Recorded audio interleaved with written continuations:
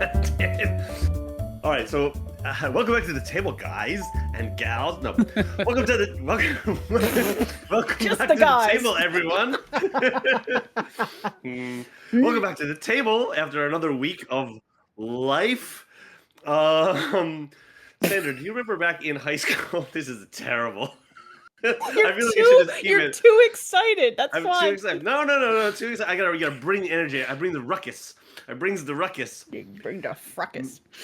Remember, like back in high school when we had like when PE teachers had to also teach sex ed and also had to like give you the lessons of like don't drink and don't do drugs and all that kind of stuff. And then there was one video that they showed everybody, and I think you probably got the same one, which was like don't do drugs because it'll mess up your mind and all that kind of stuff. Snakes and fire, right? Snakes Yes, and fire. yes.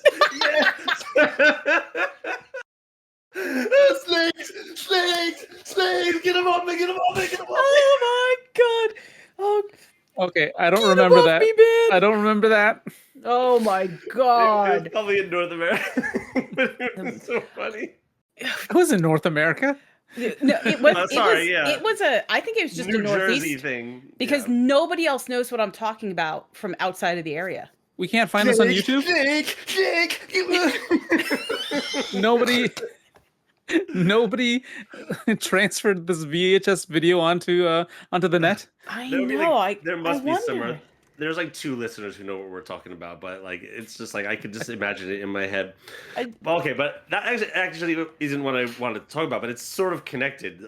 The other day I was in high school, in a Japanese high school, just wandering around.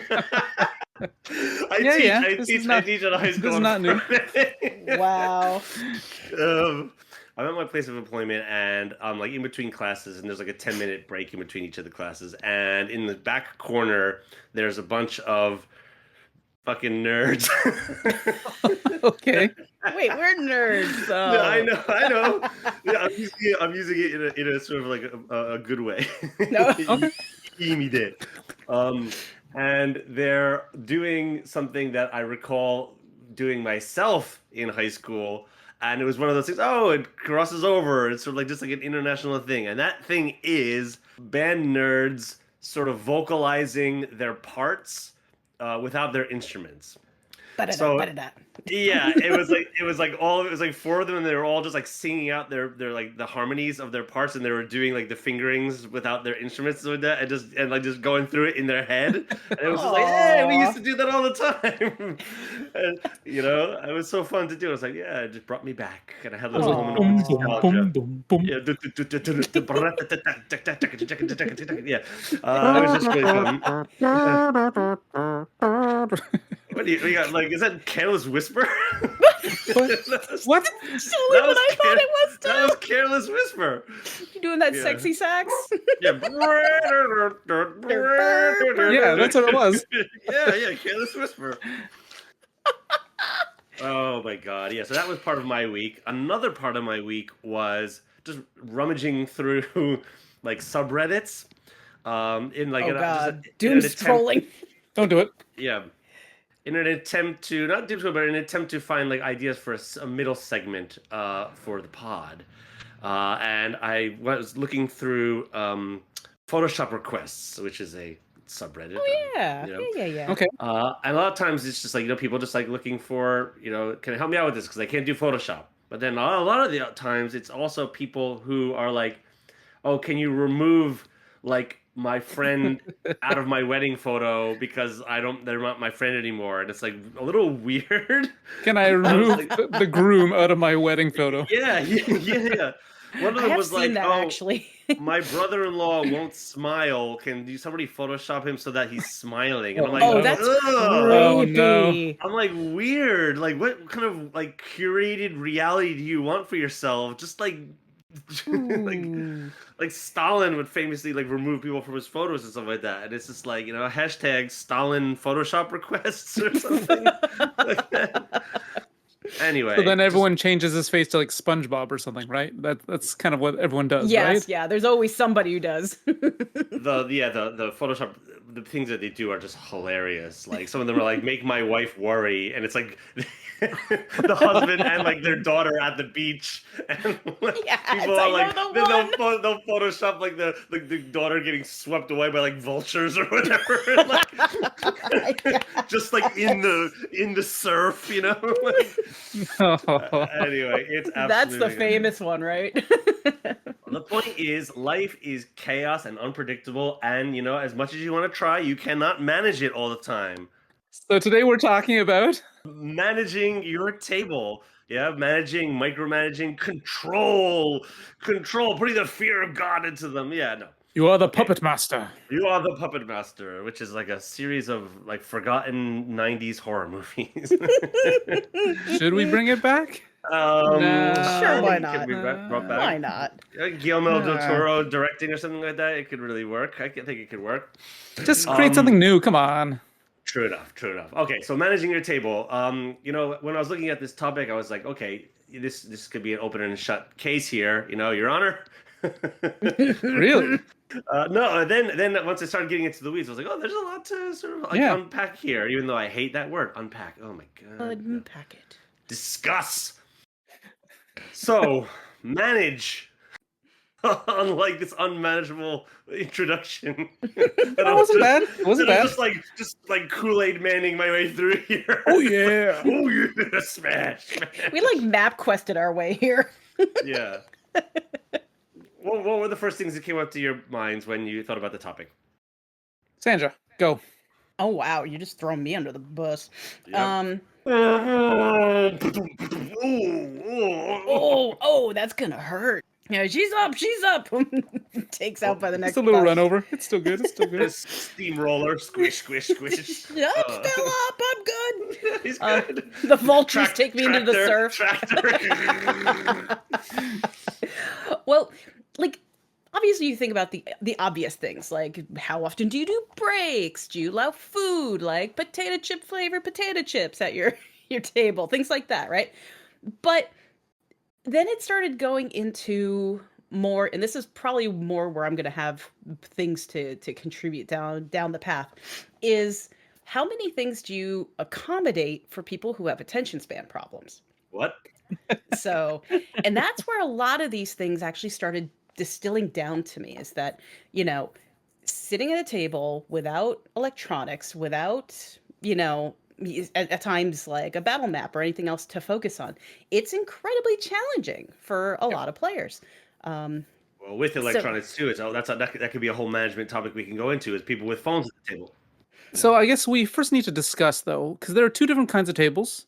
There are the oak tables ones and round ones. I was gonna go in that direction. Yeah. The oak ones and the mahogany. No, just like the digital tables and also the physical tables, right? Yeah. Mm-hmm. And they are very different beasts. Yes. Yep. 100%. Right. So we should we start with one and then go to the other, or should we just try to weave both of them together to make some kind of a weird hybrid? Maybe we could weave through. So. Yeah. Well. Okay. First thing I want to say, like, okay, management. What do? How do you manage your table, right? I mean, I've sat at some pretty bad ones, and I've sat at some great ones. Mm-hmm. What was bad about them was, you know, I was there to game. Everywhere else was like faffing about and kept kind of like going, and like meanwhile we're in a scene and somebody else is kind of about to have a great moment, and other characters are going getting Cheetos and shit like that. It's like, what? We want people to be paying attention to other people's moves, not just there for their moves, and to take it seriously. You know, sometimes people are just not taking it seriously, but I've also sat at other tables where they weren't taking it seriously, but it was just as fun. It was fun and not chaos. So it's really hard to maneuver through this. So I guess the first concrete thing that I want to say is, when you want to manage a table, the first thing you need to do is establish with your group, one, how long are you going to meet for?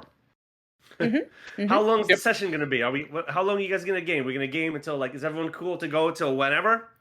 You know, if you're young enough and have the time enough to just go all night, go for it. 8 hours, 10 hours, play for that. Usually it's about like 3 to 4.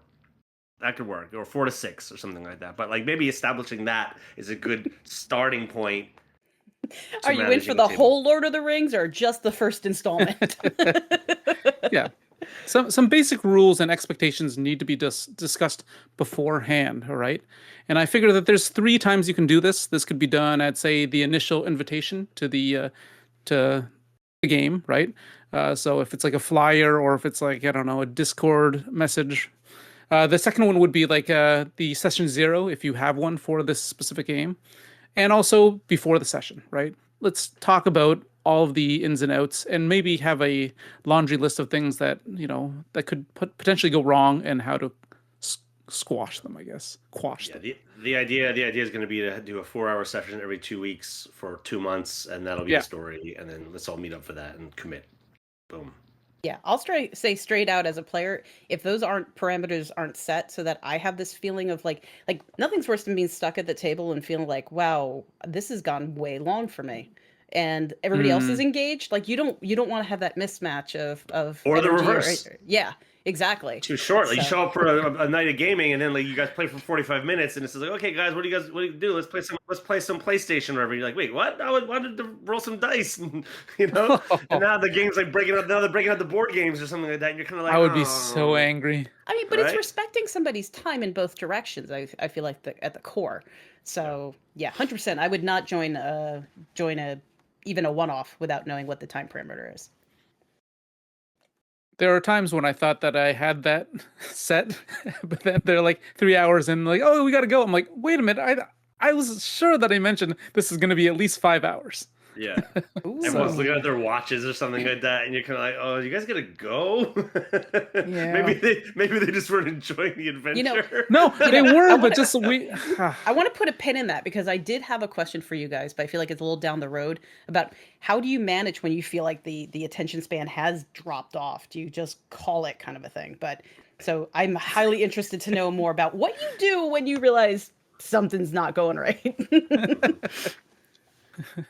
Well, yeah. Sometimes you just have that. You have that pause where you just go like, "We cool? Like, you guys want to keep going?" Or like, especially in the case of, let's say, you're doing a horror campaign, and then the group just starts getting a little too silly, and you kind of rein it back in. Like one of the tables that I sat with, the DM was like completely against even joking around like at all, and for me that was almost not even fun at that point. But like I somewhat respected the approach, but it was sort of like, okay, these are the times when we go to the bathroom. These are the times when you kind of like can make jokes, and then like when we start, it's like everything's quite serious. And I was like, a little much. Was he a mortician? No, he was British. Gotcha. I don't know. Yeah. So okay, managing breaks, right? When you're doing it online, it's a little easier. It can get distracting if someone sort of like keeps wandering back and forth and like has like a cordless headset. Yeah, damn you, cordless headset. You beat me to it. Yeah, and they're off like washing dishes in the other room, and you're like, no, don't worry, I can hear you guys. Yeah, I know, but like, stop. I don't want you to be hearing us right now. Hammer time. So yeah, managing pee breaks, I guess. Yes. Like you go for an hour, and then let's take a break, and then go for an hour. Let's take a break. I think that's 1 hour. I don't know, less. More? No. Wait, how often do you let them go, Chris? Usually, like, okay, if we have like a 6-hour session, maybe twice. Yeah, okay. I thought you meant more than once. Yeah, like an hour. every half hour or whatever. Like OSHA rules or something. More time between breaks. Yeah. I feel like we reasonably, like on the low end, go 90 minutes and then up to 2.5 hours before somebody goes, sorry guys, I gotta go. I drank too much.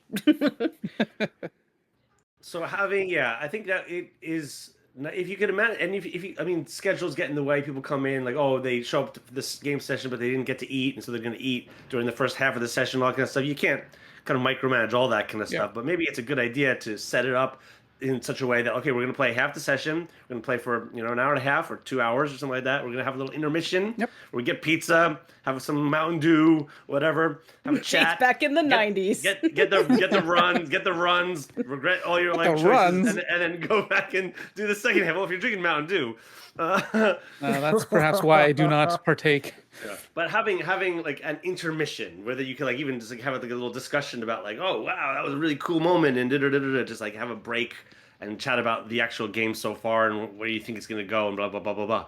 I guess, do you ever plan that when you're planning sessions? Like, he would be a good time for a break, right? Like, I think sometimes it just naturally fits in with like the story arc and whatnot. You feel like you're getting to a moment where, okay, here comes a big combat encounter that's going to happen. This is going to lead us. It's probably going to be another like 2 hours of this combat. We haven't had a break yet, even though we've only started half hour ago. Why don't we take a quick break and then jump into the combat so we can just like get through it without having to pause in the middle of the combat, right? So if there's something like that happening, or like a big surprise moment happening in the story where you're like, whoa, let's just sit with that for a little while, take a break there. Those are moments, you know what I mean? And then that's at the same time, people get food, snack up, restroom, call grandma, all the things. What's a break? Like 5 minutes, 10 minutes? It could be up to a half hour, I think. Yeah, have everyone really even have a little chat. Yeah, chat about the game, chat about your characters, things that like, oh, I haven't got to do this yet. I've been wanting to use this skill or this ability or something like that, and just chat. Yeah, half an hour to me seems kind of long, though, right? Like, kind of, you have momentum. You don't want to lose too much of it, right? Yeah, well, it depends on the nature of the break. If it's just like, okay, you guys are at camp, take a break. Maybe you don't want to go a half hour. But if it's after a big dramatic moment or before a big battle, then maybe a longer break is necessary, because then you could do planning out of character so that when you get back into character, then they could just like seamlessly slide back in rather than have to like do that weird like back and forth between like, oh no, that's my character. No, that's me now. No, that's my character. No, that's me now. Like, wait.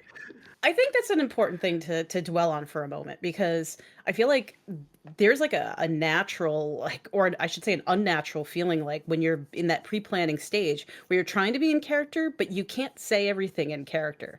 So I completely agree with this, like, calm before the storm kind of moment to just quickly get out. I saw this, don't forget this lore bit, blah, blah, blah, blah, blah. And then when you come back into the session, you can be completely in character, and that helps ramp into that epic scene. So I feel like that has actually worked really, really well for us. Tables that are having problems getting into character, it could encourage costumes and props and that kind of stuff, but that's a topic for another episode. Okay, how about technology then? How about phones, iPads, laptops, all that kind of stuff? Distractions. Well, yeah, potentially. I mean, but some people have like I carry, because I'm ecologically conscious, I have all my books digital, and therefore I have to use my iPad to look them up and stuff like that, But then what happens is they're constantly scrolling through the book, like looking at spells or whatever, and then not engaging. So it's sort of the player's engaged in a sense, but then there's something of a distraction to just be on your device the whole time. I don't know. For some reason, there seems to be a difference for me when it comes to like if someone's on their tablet scrolling, or if someone's looking through an actual core rulebook. I like the rule book more than the scrolling, even though it's the same thing. It's the exact same thing, but just I don't know. I have this feeling that I'm like, this is the right way and this is the wrong way, but I know I'm wrong. Well, no, I don't think you're wrong. It's the whole idea of like if two people are having a conversation next to each other on the bus, you're not going to be annoyed. But if somebody's got their like earbuds in, they're having a conversation with somebody on their phone. Oh, I can't on the bus.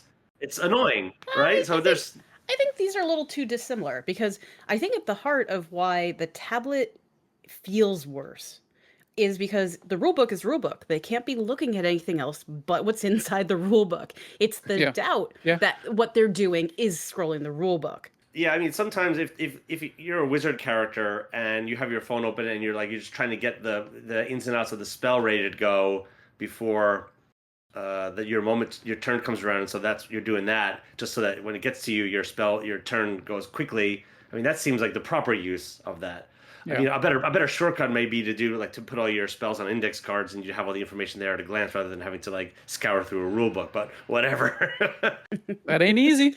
I'm old school. We're showing our age with the paper only, because man, I know so many people who are like in their 20s and 30s that are like my whole life's on my phone.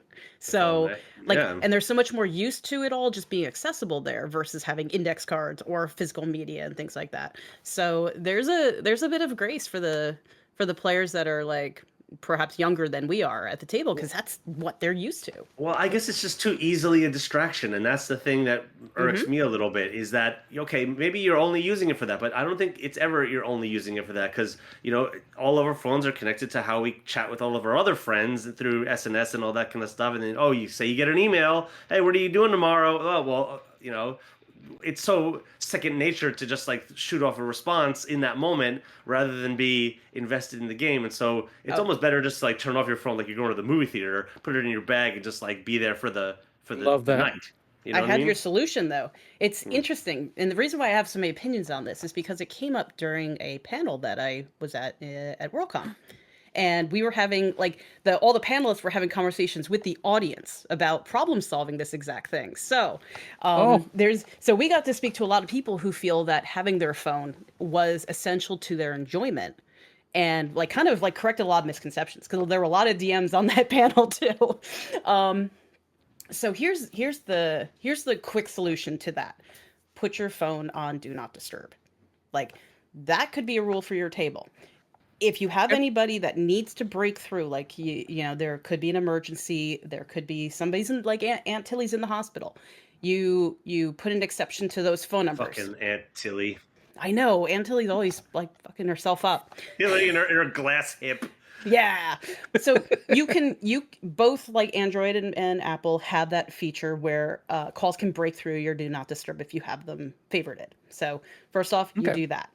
You tell everybody do not disturb until the session is over. So no emails coming in, no distractions coming in, no anything, right?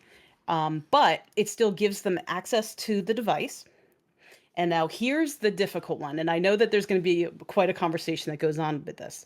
But there were a surprising number of ADHD players in the audience who said that if all they could do was sit at the table, they can't focus. Like there's problems with them staying focused without multitasking. Now, in the back and forth, like the general feeling was still don't go scrolling the news and things like that because that's disrespectful to the DM and whoever's moment this is around the table. But honestly, the bigger fix was fidget toys and fidget apps. So this is the thing that like in that conversation back and forth, we all kind of agreed was a really good solution to not getting pulled away by something on the internet. There are fidget apps. There are things where you just, you know, like punch colors, you know, do whatever, right? And you don't have to,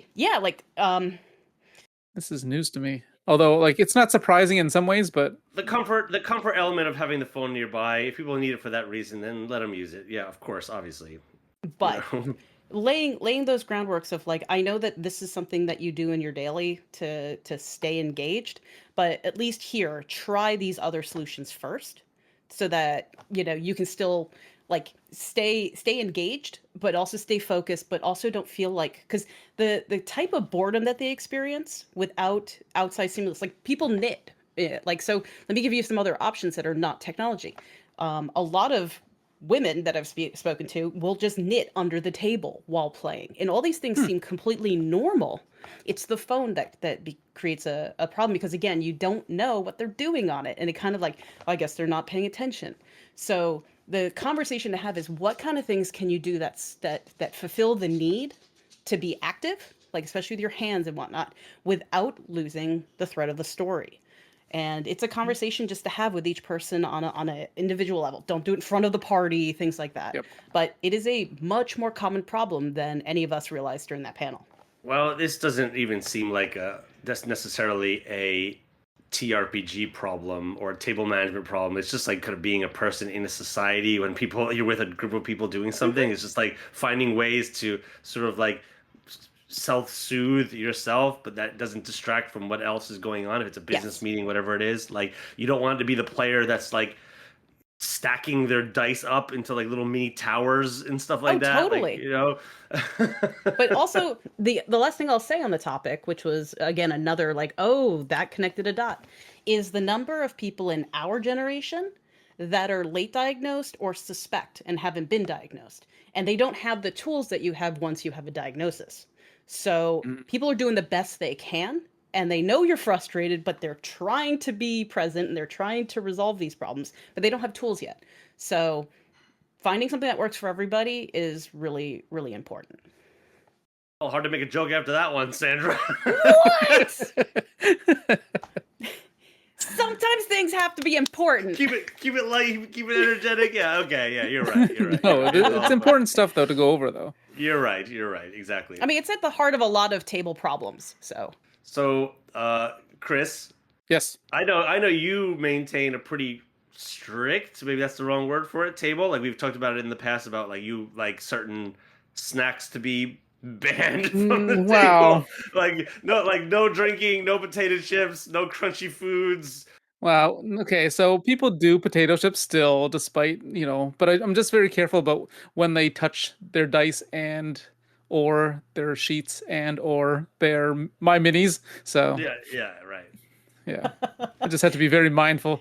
I don't want to come back like a couple months later and have like this weird like discoloration on some of the minis because all your minis smell like sour cream and onion. Yeah, right. I thought it was the crunch you didn't like. I thought everything about the potato chips was the crunch, not the greasy hands. Oh, it can be more than one. I'm also kind of a neat freak when it comes to those kind of things. So yeah. No, that's fair. Grubby fingers are gross. Yeah. So yeah, I am a little bit stricter than I think most people are, but at the same time, I don't think I'm a tyrant. So like what might you think somebody coming from a different group would find maybe strict, like self-reporting here? Oh, well, okay, so just I will hand them wet wipes after they've done something sometimes. Okay, that's a charming characteristic of you. I don't think that's like charming behavior. Annoying. You're gross. Have this. Like I don't think there's too many things. Drinking, a lot of people like to drink while they play, especially older groups. So that might be one of them. But I do have, I do have PSTD. What is it? PTSD. Wow. Wait, PSTD. What could that be? Post can you have it if trauma. Post-traumatic stress disorder, PTSD. Pathfinder system trauma disorder. No, it's not a trauma. It's not a trauma. Good oh grief. My god. All right. Well, let's take a quick break there. So we still have lots to talk about on this topic, and we'll be back to continue our discussion about table management. Yeah, fill out those TPS reports and get back to me by the end of the week. PSTD. PSDT.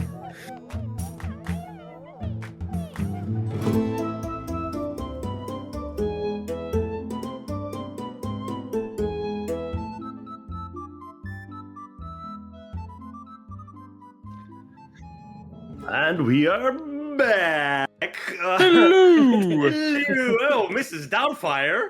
Hello. You're weird. Slam. There's nobody worth buttling for these days, is there? But buttling? What? Buttling? Yeah. Buttling is the verb of what a butler does. They buttle. Oh, they buttle. Oh. Okay, so it's not like Alfred the butlering. Buttle. You buttle. Mr. Belvedere. Yeah. Why'd you drop cake your jacket as you walk through the door? No one cares. So this week on the 3RPG recommends, I recommend the party game Monikers. Yay. Now this is so yes, Chris, you've played it. Sandra, I don't think you have so played. Much fun. But you have played charades or charades. Charades. And now what Monikers is a type of charades, but with a twist. With a twist. Oh, I like twists. So you the game is essentially just a box of cards. So people at home who wanted to make their own could easily just take a bunch of blank index cards and make one, make up 20 ideas that's relevant to your group or your friend circle and play that way. Yep. A lot of the cards are, rather than being things like Arnold Schwarzenegger, though some of them are like famous people, they're usually connected to like internet memes or, just like strange things that people Soup would know. Nazi. Yeah, Soup Nazi or the Grape Lady who fell like out of the, like stuff like that. Oh, yeah, exactly. And so every card has like a text and then it's got like a little bit of a description about it for people who don't know what the meme is. And you just get into teams, you divvy up a certain number of cards to each person. Everyone kind of rummages through their cards and finds like several ones that they like. They throw a few others away, and then you kind of smash them all together, right? Well, into your two group piles. Round one, easy peasy. All you do is you just read up the description, and you have to just describe the thing without using the word of the thing. Yep. Yeah. So if you're doing soup Nazi, you can't say soup or Nazi, right? Yep. And you just gotta get them to say the thing. So you just go through the deck of cards once that way. Liquid nourishment fascist. Yeah. Oh, that's very good. Or no for you. Yes. And the descriptions will be like, famous character from the TV show Seinfeld who owned a restaurant, and blah, blah, blah, blah, blah. Yeah. Something like that. And the cards have points. If you want to play for points, we've never played with the points. It's just more fun to getting through multiple rounds of this game, because what you do then is you play it again with the same group of cards. So your team has your 25 cards or whatever, and you go through them once with the descriptions. You go through them again now with only just a single word. All right. So now you would just say, Seinfeld. Seinfeld. You would say whatever. Right. And then, but now everyone sort of has primed themselves knowing what all the cards are, and what happens is sometimes someone will just say a word that unintentionally is associated or close enough to another card, so people start calling up strange things. And so someone will say like Seinfeld, and you're looking for the answer, and somebody goes like Baby Jesus, and it's just like, wait, what does Baby Jesus have to do? Well, that's like one of the other cards that you've heard before, but you just mix it up a little bit, right? So that's round two. Then round three goes into gestures. Now you're doing it gestures. So you've gone through the deck of cards twice already. Now you're doing it a third time with just gestures, and you'd be surprised at how quickly you can get it. It's amazing. Because you already know the 25 cards, so like your limit, like your sort of word bank has limited to something like that, and so you're not having to do these gestures but you're doing gestures for very difficult things, and people are getting it. Yep. Right. It's incredible. It's incredible, and it's fucking hilarious. But then the third and fourth and fifth rounds start to take over. We did 6 and 7s. we did so many rounds. We did so many rounds, and you just keep going. You keep on getting crazier. And you get crazier and exactly. Chris, what were some of the rounds that we did in the past? All right. The next one was you couldn't even say a word. You had to just do it with your mouth. Just your mouth or your face? Yep. Right. Then the next one was you could only use your fingers. Yeah, finger puppets. So finger puppets. We started to go crazy where we when we did the face one as well. We sat behind the sofa, and you put your head over the sofa, so you couldn't be using your hands. You can't use your hands. You're trying to do Grape Lady. Whoa. And everyone's shouting, Baby Jesus, Baby Jesus. It's just like the funniest thing. No, the best one I think we ever did was with silhouettes. So we got a bed sheet, and then we put a light behind it, and then you could only use the silhouettes. And we were using, and we were backlit and stuff like that. It was so awesome. It was so amazing. Yeah, under a sheet. You do it under a sheet, so like you're doing gestures, but you're like a ghost. You're under a sheet and stuff like that. There's just so many different variations you could do, and then you could do Play-Doh. You could do Play-Doh. Yeah, brilliant. It's so funny. It's so funny, and without fail, every time I've played this game, by the end of it, everyone is just crying. Yep. Like your sides are hurting because you're laughing so hard. And like, if you were to tell a group of people, let's play some charades, everyone would kind of go like, ugh. Like nobody wants to play charades. It's embarrassing. It's boring. Yeah, exactly. But if you start off with a game of Monikers, man, it like eases you in, and then by the end of it, you're just doing the most insane things to try to get across like. The Buddha playing pachinko or something like that. Like that's like weird cards that like people would never get, and they're just shouting like Tom Selleck, and like no, it's not Tom Selleck. I'm the Buddha, but it's again because of this like this mix match. The bank of cards that you have, right? It's just makes it brilliant. It's so much fun. I recommend it to everyone as well. So, the 3RPG recommends Monikers. Monikers. Gee Willikers. The 3RPG podcast. Yeah. recommends Monikers. My Parker Brothers. No. Is it by Parker Brothers? No, it is not. It is No, not. it's Yeah. not. No. They haven't made a good game ever. No. Burn him in the comments, everyone. Just kidding. No, the Monikers actually has some connection to the Shut Up and Sit Down crew, I believe. The second expansion of it, like they helped to design some of the cards and everything like that. But anyway, so if you want to have a unmanageable, absolute chaos time, play Monikers. They are not sponsoring this episode of the podcast. But you could be. But you could be. Send us an email. Please. I need my own copy. Yeah. Back to management, upper management, middle management. Who wants to start us off here? Here are some things that I like to do when it comes to trying to get people off their phones. Jumping jacks. I've never tried that, I'll be honest, but bees. They do say that physical activity can re-energize the mind as well. So okay, so bees, cool, yeah, we're all right. We're all on board with that. Have you seen that like Oprah Winfrey meme? Oh god. Yeah. Wait, are we playing Monikers right now? No, it's like you got a card, you got a card, you got a card. Yeah. But like they took all the audio and it's just like bees. Dr. Bees. Classic. All right, so what do you do, Chris? All right. I'm a huge advocate for players rolling for the enemies, right? I think I've mentioned that before, where, players that aren't currently in that fight, I'll have them be the bad guys and try to destroy their friends. Well, last week on a podcast, Saya's system, SNS, sort of has them roll for everything, yeah. Actually, going off of that, after the episode with the fractals, I read part of his PDF, and he has players play actual NPCs, which would be crazy fun, right? Yeah. Like you can hand like one of the other players like a card that has like maybe the NPC's motivations, right? And then they can just like make their own character out of that. And that's something I really want to implement. Yeah, why? I want to at least try. Players only limit themselves to playing just their character. I mean, granted, playing your own character is sometimes a little bit overwhelming because you really want to get into the weeds of the psychological ideas of your character. But then playing multiple one, it could dilute that idea. But no, it's a great idea. Yeah. I'd be totally down if my DM asked me to, play the bartender. Like, yeah, you could go places.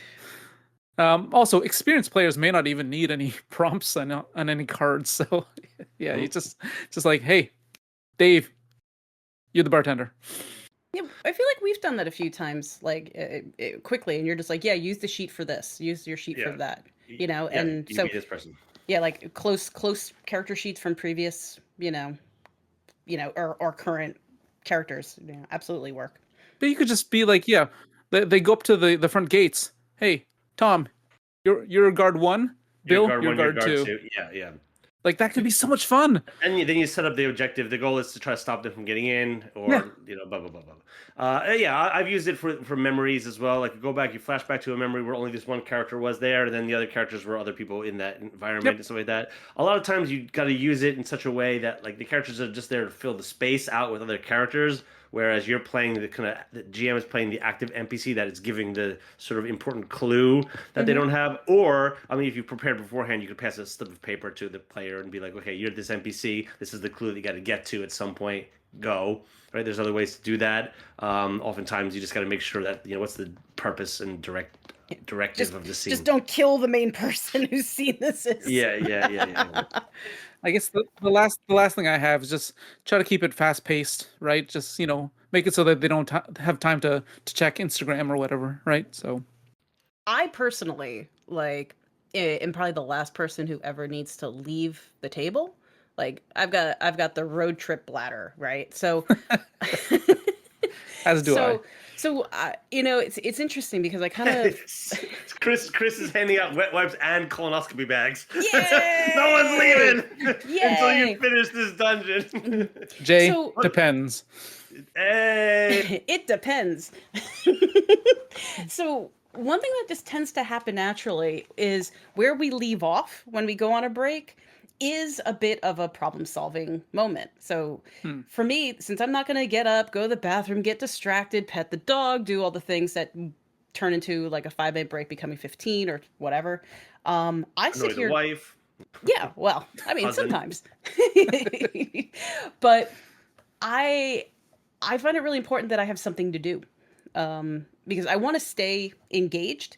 And if I now break off, start answering emails, start doing whatever, because I'm just sitting here while everybody else is gone, like it's going to be harder for me to ramp back into it. So I really liked the saying, like, stopping at a moment where you need to be actively problem solving. Like that keeps me engaged versus drifting.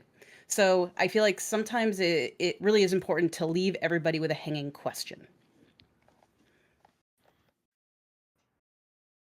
And there you have it, folks. That's it. Beyond that, I mean, I'm not a DM, so it's like, I haven't thought about what these solutions are. It's just more of these problems on the problem side, but you've addressed quite a few of them. As a player, whenever everyone else is gone, I just draw. I'll just draw my character. So I could also get like sucked into doing something else, but I have a real hard time switching, like context switching. When I start doing a thing, I want to keep doing a thing. So Okay.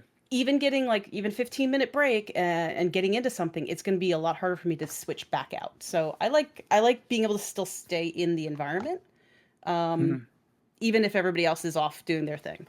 One easy fix could be, like, let's say when nobody in their right mind would sort of take a break mid-scene. That's like not by choice. You know what I mean? I almost challenge the table to try and do that. It seems just so hard to do. It's like, hold on a second. I mean, okay, if the doorbell rings or whatever. Yeah, emergencies, and that's it. Or like some sort of like gastrointestinal distress. Yeah. That's what hacker toilets are for. You noobs. Yeah. IBS. Yeah. So, abs. But what you do is you set up the thematic ambiance of the next scene as background music for the break. Oh yes. So like you guys you've arrived at the gala dinner of the Lord, Fancy Pants. And you're about to get out of the carriages to then mingle with all the upper crust of the society and stuff like that. And then, okay, let's break, drinks. It's also almost thematic because now you're getting drinks and all that kind of stuff. It's kind of fun. But then you put on like, the party music in the background so that when you sit back in and you start that new scene, like you've primed the scene already, and like it does like half of the lifting of describing the scene just by itself. You're going into the cavern, put on the dark, drippy cavern music or whatever, And it's so easy. It's so easy. Just put the music on early. That's 100%. Great. Yeah. I think one of the things that I find to be the most challenging in managing a table, well, there's two things maybe. One is if it's a group of new players, not new as in like this is their first time playing, but like new for me to GM with, is just starting. Like everyone's ready to go, and it's like, okay, go. How do you start? So I'll always kind of like write like some sort of opening monologue to like get them in really quick. And I just find myself getting a little bit nervous sometimes when it's a bunch of new players for the first time. We've talked about this before about music too, like changing the music to give kind of like an indication that it's now game time.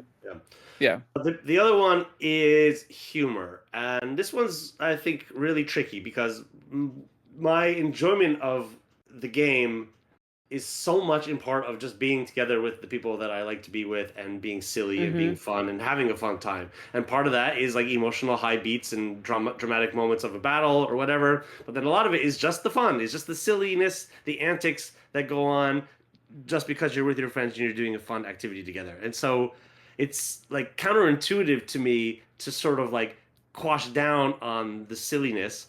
But at the same time, if there's too much silliness, the thing goes off the rails. And it's sort of like maintaining a balance between like, okay, here's the moments when you can be funny, and here's the moments when you can't be funny. It's like if you're going to like an academic conference or something like that, and you're listening to the guest speaker. Like there's moments when you can have little sides and make a little thing, but like if you're doing it like nonstop, you're distracting from everybody else doing it. It's like finding the moments when humor is allowable. I do feel that there's two kinds of humor. There's oak humor and mahogany. No, I'm just joking. There's two kinds of humor. Slap. There's immersive humor and there's outside of what's the opposite of immersive? Non-immersive humor. Is it non-immersive? Exactly. Diegetic and non-diegetic. Yeah. Right. Yeah. So like if it's like suddenly they name a character, I don't know, Squidward or whatever, like that's like no, sorry, I'm not down for that. But if they name the character something that sounds funny within the realm of the immersive world that I've created, I'm down. I'm okay with that. So I think it really depends on what kind of humor it is. So for me, it's the amount. Like if there's like a moment where like something happens that's just like innately silly, and like a die roll fails or whatever, and then like you could take that moment and kind of riff on it and just be a little bit silly about this moment. Like, oh, here's the greatest knight ever, and his first attack he gets a crit 1, he drops his sword or whatever. And it's like, come on, you just take a little break. You get the giggles out, and then you can okay. Corpse a little bit, breathe it back in, and get back into the scene, rather than have like every line that the character says followed by like a quip or a joke. So it's intent. Like, it's 100% intent. Like if the player is doing it to elevate the experience or elevate the mood, or like there's some bleed through, right? And that's like I love those moments. Like I remember those moments. But when it's like look at me, like and keep derailing, it's really disrespectful because the GM puts so much work into building this environment and this experience for you, and if you're gonna sit there and be like class clowning the whole time, it's a lack of respect. So, and I think we all know exactly when that boundary gets crossed, and you just need to be unified and saying like, all right, guy, we're here to do this. I think I'm probably the most lax on that kind of stuff. I'm happy to sort of let it go off the rails a little bit because it's like ultimately the whole point is to have a good time. Yeah. And if people are having a good time, great. Mm-hmm. But then sometimes, especially if you're doing a real ambient type of story, like you're playing Alice is Missing or something, but Alice is Missing doesn't have any talking. But like if you're joking around in the background, you've done yourself a disservice because you're not going to be enjoying the medium as much. Yeah. Right. Yep. And that's sort of it. Like you go to a horror movie to get scared. If you're playing a horror game, allow yourself to get scared and then and lean into the dark kind of moody atmosphere of it by leaving the jokes aside so that you can get the most out of the genre that you're in, right? If you're playing a more comic scene, if you're playing a more comic RPG game, like Toon or something like that, then fucking go nuts. Go nuts. You know what I mean? Because the RPG is based on playing cartoon characters and stuff like that, and it's hilarious, right? Yeah, it's expected. Yeah, and so like so like the knight drops his sword for his first attack, but then the next one he picks it up and then he cuts someone's arm off, and you're like, okay, yeah, exactly. This is not. We thought he was a joke, but he is no joke. But GM's got to be careful about this because I feel that would be something that's on like Reddit GM horror stories where a player jokes around and then the GM kind of takes it out on the player for joking around by like no. I wouldn't try to direct it at specifically the person that is joking around. Yeah. You know, you just have him like slice down like one of the waiters or one of someone who's buttling. What do you call it? Butlering. Butlering. To buttle. Someone who's buttling. I think sometimes it's as easy as like, okay guys, let's get back into the scene. Like just giving them those little moments of like refereeing. That's usually enough. Anyway, so wow, I'd love to hear what other listeners do on their tables, how they manage, how they make the parameters of like how they have their tables fit within the parameters of like the genre, of time limit, of snack breaks, pee breaks, all that kind of stuff. What do you do? Light a candle, fart, whatever. Wait, what? What? What? In reverse order. Fart, then light a candle. It gets the stink out of the. Okay, well, I've just let the. I think You've left me speechless, without speech. Well, exactly. Close your mouth because you don't want. My mouth is open. My mouth is open. Jeez, come on. That's so disgusting. That just reminded me. Chris is disgusted with you. Eddie Murphy. That reminds me of my brother. He used to burp and then blow it in our faces. Oh my god! So you had the sibling experience. Oh. I think a big percent of the stupid things I say is just because I get pleasure out of watching you guys get upset. What a dick! On that note, I think we've reached an ending point. Yeah. The 4 hours are up. We've been to the toilet.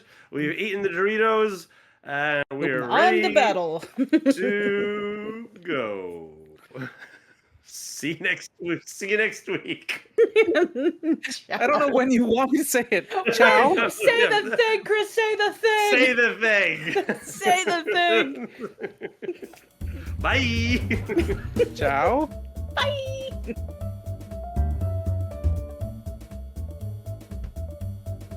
The 3RPG podcast is produced and performed by Sandra Rosner, Chris Takasaki, and Jay Underwood. Music and audio editing, mix, and master is done by Jay Underwood, art by Chris Takasaki.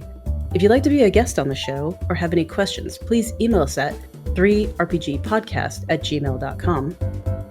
If you would like to support the 3RPG podcast, please visit our Patreon or visit our website at www.3rpg.com. That is THREERPG.com.